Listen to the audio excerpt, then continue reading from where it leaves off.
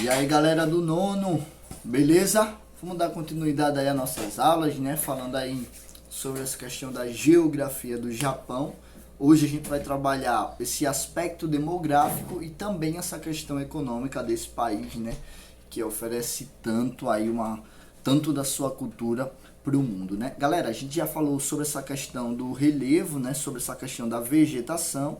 E hoje a gente inicia justamente esse aspecto mais, os aspectos humanos, né, voltados justamente para a população e essa questão, né, do aumento e da redução demográfica. Como todo mundo sabe, o Japão, né, tem uma estimativa até então, a ideia é que em 2015 você tivesse um pico dentro da população japonesa, né, mas ainda assim o Japão enfrenta aí um problema muito grande nessa questão da demografia, que é o aumento da sua população, né? Sua população ainda continua muito velha, tá bom? Então vamos lá, galera.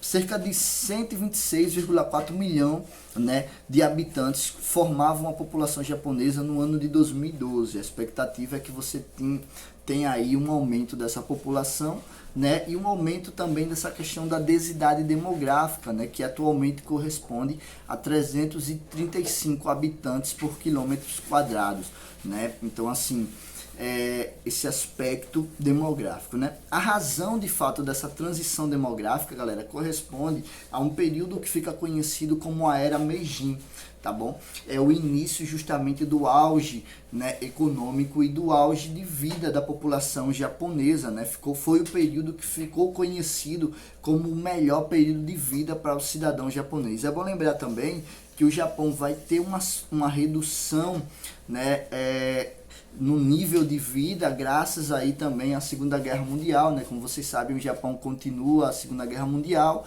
né? E aí covardemente é atacada lá pelos Estados Unidos, né? Com aquelas duas bombas nucleares, né?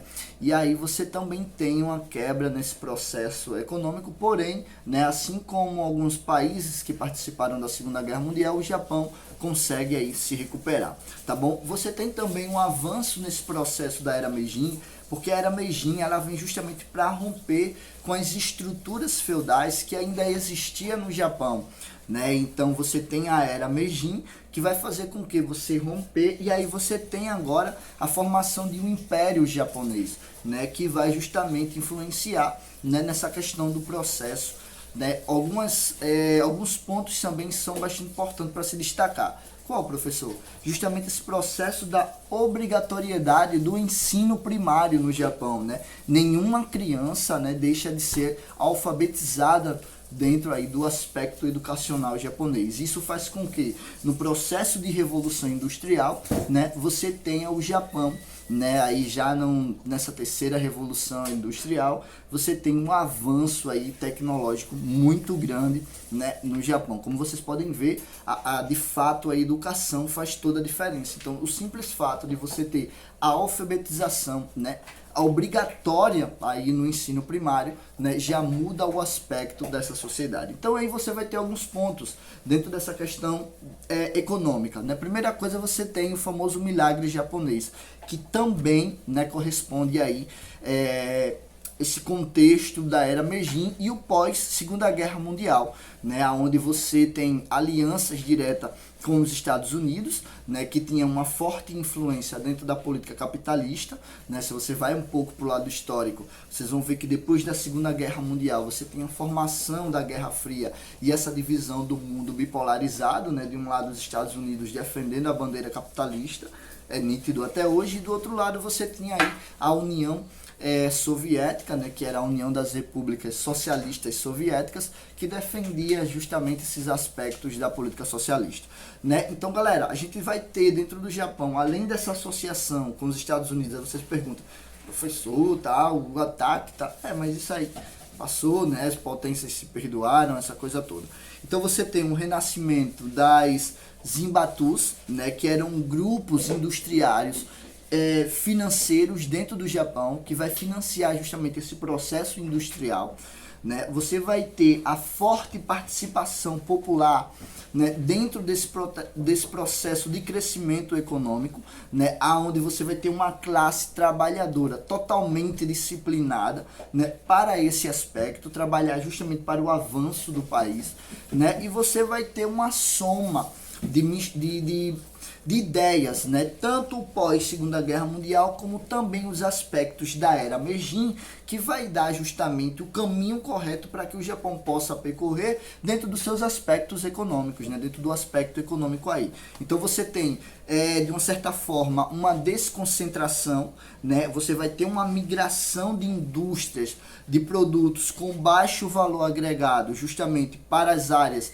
da China, né? Atingindo ali a formação dos famosos tigres asiáticos, né? Isso aí a gente viu justamente no terceiro bimestre nesses países. E aí você vai ter essa questão da agricultura, que é totalmente intensiva, né? Grande produtividade, importa aproximadamente 20% do seu alimento, né?